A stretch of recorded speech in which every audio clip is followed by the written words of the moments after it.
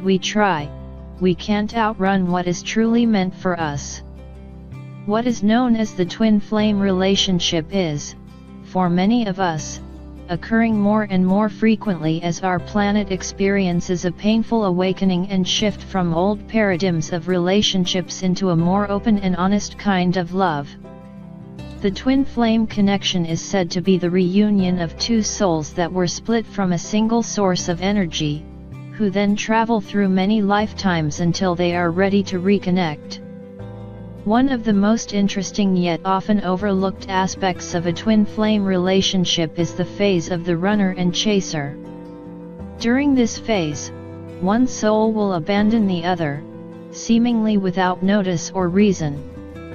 The relationship seems to be over for good, and it very well may be. Letting go is also an important part of the path of love. The reality is twins can come back together in kindness and mutual respect and begin to progress through the stages together. When the runner's soul takes off, it is often done out of feeling overwhelmed, not worthy, or confused by his or her connection, a connection that feels markedly different than anything they've ever experienced. They may not be leaving the relationship for good. They may simply need the time and space to process their feelings. Yet, the twin that is left behind may feel abandoned. When this runner and chaser phase begins, it's an ego trip for the chaser. So when the runner leaves, they can be relentless in their pursuit. The chasing isn't done out of the best interest of both souls, but rather because the chaser has their own issues surrounding abandonment, loneliness, and worthiness. What's interesting is that resolving these issues is the purpose of this phase. At the beginning of this runner-chaser phase, neither twin is able to process these emotions. Instead, the runner hurts the chaser by wanting to move on, while the chaser blames the runner for their pain and projects his or her wounding onto their twin.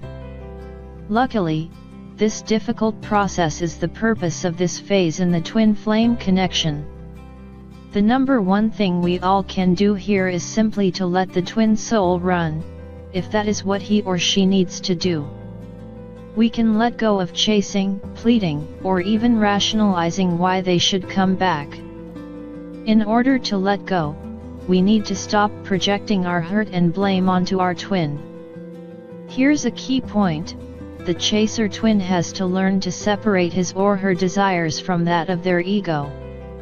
Our ego wants what it wants now, and when that doesn't happen, it blames the runner.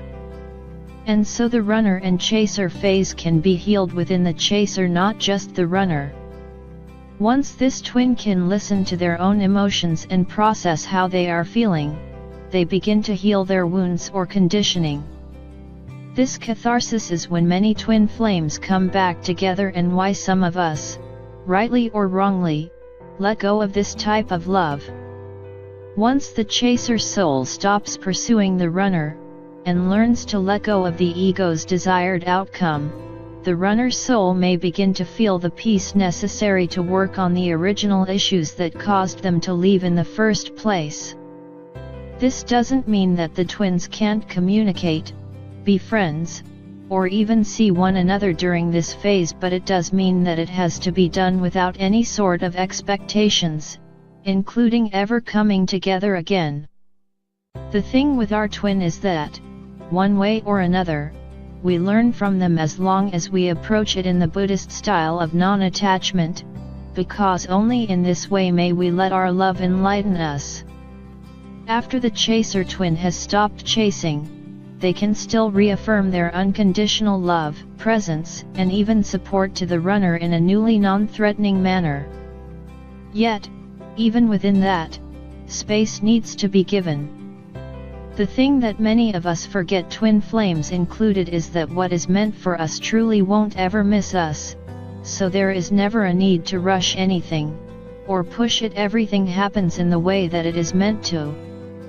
If twins can learn to lean into the spaces that this phase creates, instead of fearing the challenges that come up, then we may find that it is in these times of separation that the greatest amount of personal growth occurs.